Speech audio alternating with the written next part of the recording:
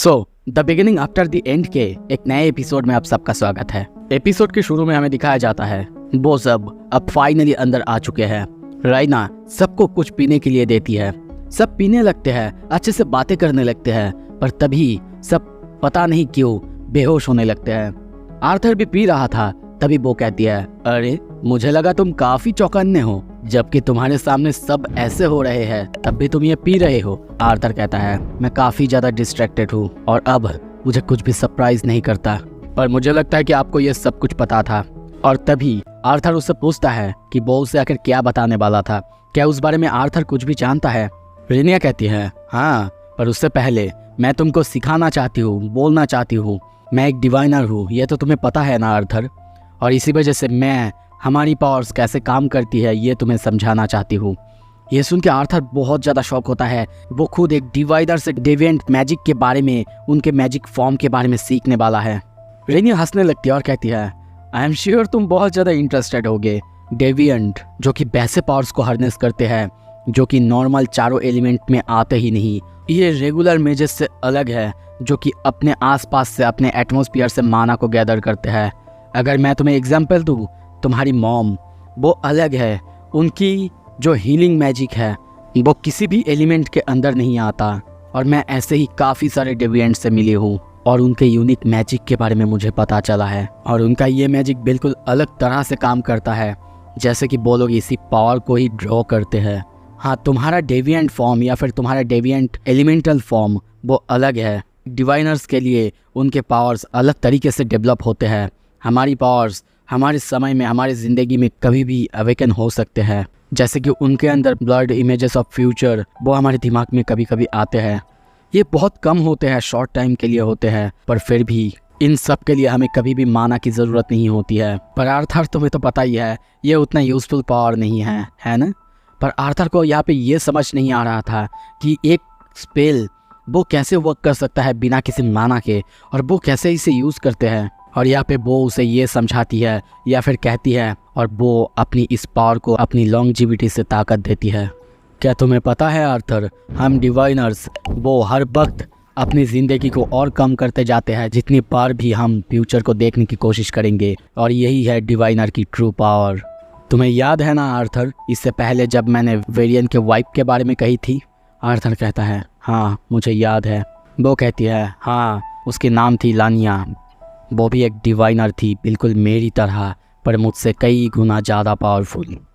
उसकी प्रोफेसीज या फिर बाकी जो भी वो फ्यूचर देखती थी वो बहुत ज़्यादा डिटेल्ड होती थी, यहाँ तक कि मुझसे तो कई ज़्यादा।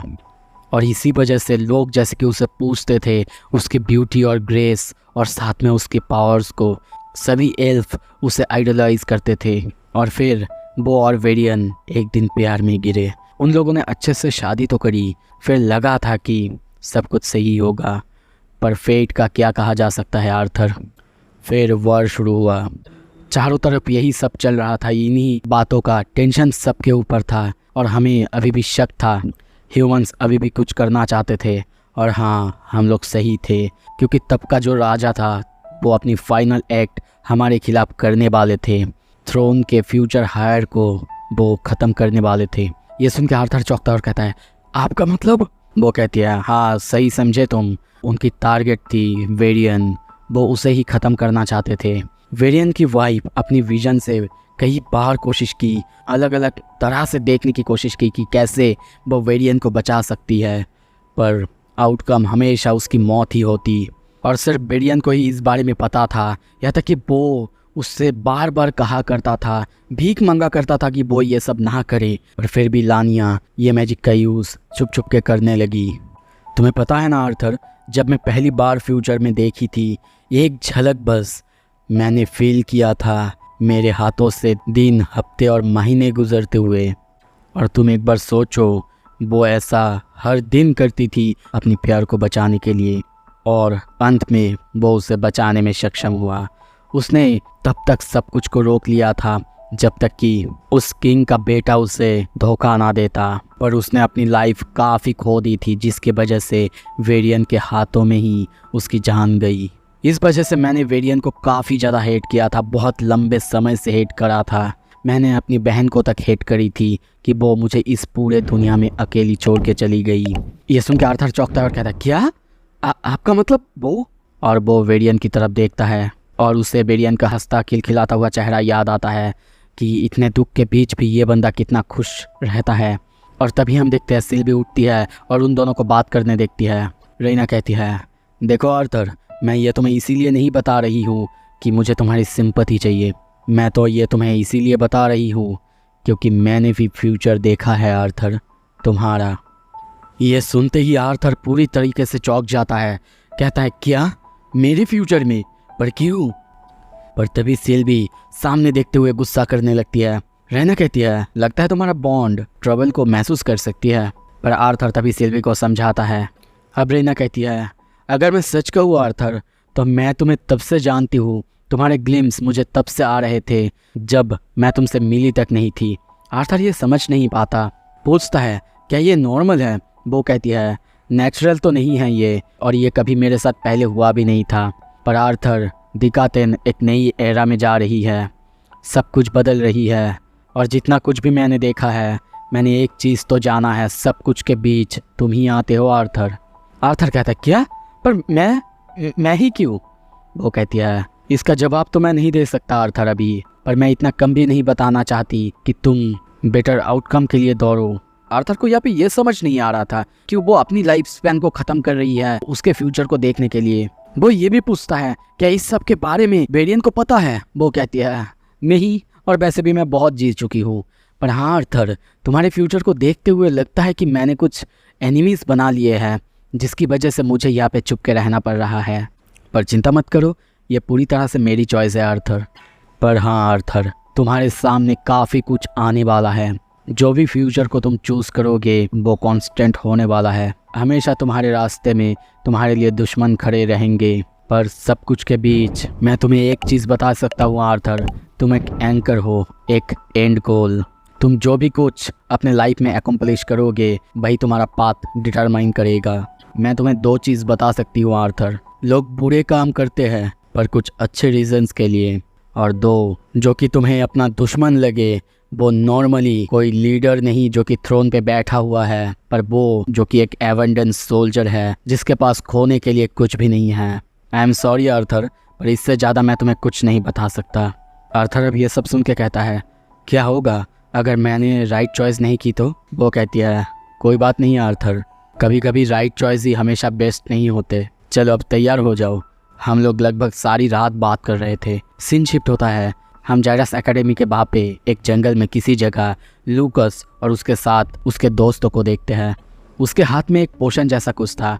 वो कहता है, क्या यही है वो पोशन जिससे मार्कोस पी के उसकी हालत वैसे हुई थी?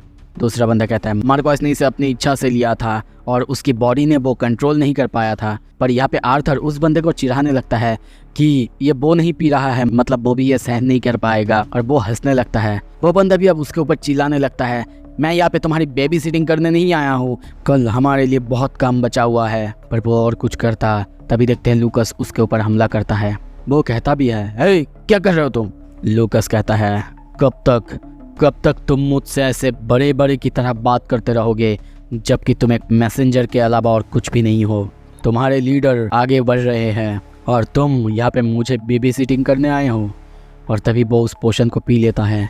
पीते ही उसे कुछ महसूस होता है, उसके बॉडी से रेड कलर का धुआं निकलते हुए देखते हैं। वो नीचे गिर जाता है और ये देखते ही तभी देखते हैं वही बंदा और उसके साथ बाकी दोस्त वो भी अब उसे चिढ़ाने लगते हैं, बहुत ज़्यादा चिढ़ाने लगते हैं, यहाँ तक कि उसे मरने भी कहते हैं। पर तभी आर्थर उसकी पैर को पकड़ता है और जलाने की कोशिश करता है, उसे दूर एक पेड़ पे फेंक देता है। और अब वहीं पे हम लूकस को देखते हैं, उसका पावर अब बहुत ज़्यादा बढ़ चुका है। वो सब डर के अब उसकी तरफ देखने लगते हैं। अब लूकस पास्ट में अपने भाई के साथ हुआ बातचीत के बारे में सोचने लगता है, जब उसने उससे कहा था कब तक वो उन लोगों का पैसा खर्च करते रहेगा, कब तक वो पेरेंट्स के ऊपर निर्भर करके रहेगा। और ये याद आते ही वो हंसने लगता है, जोर जोर से हंसने लगता है।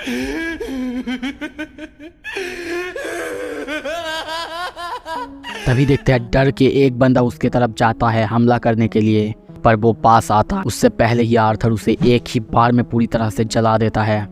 पर ये देख के ही तभी वहीं पे एक बंदी वो चिल्लाते हुए वहाँ पे जाती है। दौड़ते हुए जब जाती है देखती है दूसरे बंदे को वहाँ पे जलते हुए, वो अब खुद को रोक नहीं पाती।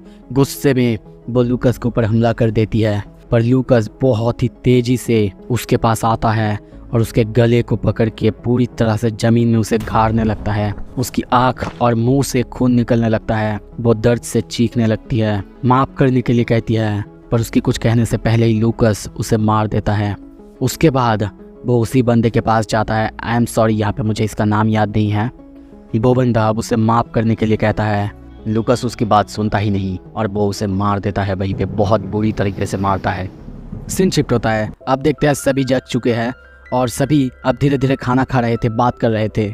सबके बीच हंसी मजाक अच्छे से चल रहा था और तभी देखते हैं टेसिया की बीच ट्विल को चेक में रखने के लिए एल्डर ब्रियन उसे बहुत ही खूबसूरत एक ब्रेसलेट गिफ्ट करते हैं। कुछ देर बाद हम देखते हैं वहीं पे एक टेलीपोर्टेशन गेट जो कि रिनिया अपने लिए पर्सनली रखी हुई थी। आर्थर ये देख के बहुत ज़्यादा चौंकता है और अब टेसिया के गुड बाय कहने के समय आ चुका था। सबसे बाय कह के वो दोनों अब फाइनली टेलीपोर्ट होके आ चुके हैं और कुछ देर घूमने के बाद वो लोग अब हेल्थिया हाउस में आ चुके हैं। डोर नॉक करते ही डोर और कोई नहीं बल्कि जैस्मिन खोलती है और सिर्फ वही नहीं थी, उसके साथ बाकी टीम वो भी थे। सभी आर्थर को वेलकम करते हैं। यह तक कि यहाँ पे डर्डन वो आर्थर की स्टाइल को कॉपी करा है ये भी एडम बताने लगता है। ओके, यहाँ पे मैं सब कुछ को थोड़ा सा स्किप करूँगा क्योंकि ये उतना ज़्यादा इम्पोर्टेंट नहीं है, पर हाँ यहाँ पे एक चीज़ होता है। टेसिया उसको सभी अंदर आने के लिए कहते हैं पर वो वहीं पे रुक जाती है और स्कूल के लिए निकल जाती है क्योंकि स्कूल में लिलिया है, स्टूडेंट काउंसिल प्रेसिडेंट होके यहाँ पे वो मज़ा नहीं कर सकती। आर्थर पहले तो चिंता करता है क्योंकि उसके पास वो ब्रेसलेट है जो कि उसकी माना कोड को चेक में रखा हुआ है, पर टेसिया कहती है आर्थर एक ही तो रात की बात है ना, चिंता मत करो। और तभी आर्थर की मॉम को देखते हैं, वो उसे एक शॉल देती है। अब टेसिया सबको बाय कह के आगे निकल जाती है। आर्थर भी उसे बहुत ही अच्छे से देखने लगता है और हंसने लगता है और इसके बाद फिर से हम देखते हैं वो लोग एंजॉय करते हैं, बियर पीते हैं। क्या बोलूँ मैं, आप लोग ही देख लो, एक के बाद एक मैं पैनल देता जा रहा हूँ। यहाँ तक कि यहाँ पे जैस्मिन आर्थर को आके कहती है आर्थर तुम्हारे बारे में मैं बहुत ज़्यादा चिंता कर रही थी, पता है। कुछ देर बाद ये सब कुछ देख के हेलेन तभी आर्थर को बाहर आने के लिए कहती है और कुछ देर बाद दोनों एक साथ बैठे हुए बात करने लगते हैं। यहाँ पे मैं ये सब डिस्कस नहीं करूँगा क्योंकि उतना इम्पोर्टेंट नहीं है, पर हाँ बात खत्म होने के बाद हेलेन घर के अंदर जाती है और अब यहाँ पे आर्थर सोचने लगता है मुझे पता होना चाहिए मैं किस लिए फ़ाइट कर रहा हूँ। मुझे नहीं पता इस दुनिया में मुझे क्यों लाया गया है, पर मुझे ये विश्वास नहीं होता मुझे यहाँ पे लाया गया है बस एक चेस पीस की तरह। मैं यहाँ पे हर किसी की हंसी को बरकरार करने आया हूँ और मैं करूँगा, चाहे गॉड हो या फिर कुछ भी हो, मुझे फ़र्क नहीं पड़ता और मैं मेक श्योर ज़रूर करूँगा इस बार का फेट मेरा यही हो। तभी सीन शिफ्ट होता है। हम देखते हैं उसी बंदे को जिसने लूकस को वो पोशन दिया था, उसके पास अब काफ़ी सोल्जर्स थे। वो सबको तैयार रहने के लिए कहता है और साथ ही में बहुत अलग अलग टाइप के माना बीस्ट वो सबको कंट्रोल कर रहा था और सबको एक साथ हमला करने की ऑर्डर देता है। तो अब आगे क्या होगा? क्या सच में सब कुछ वो तबाह कर पाएगा और लूकस वो आखिर कितना पावरफुल हुआ है? सब कुछ अगर ऐसे ही डिटेल में देखना है लाइक करो। हाँ, वीडियो आने में थोड़ा सा देर हो सकता है लेकिन एक्सप्लेनेशन में कोई भी कमी नहीं रहेगा। Thank you so much, stay tuned.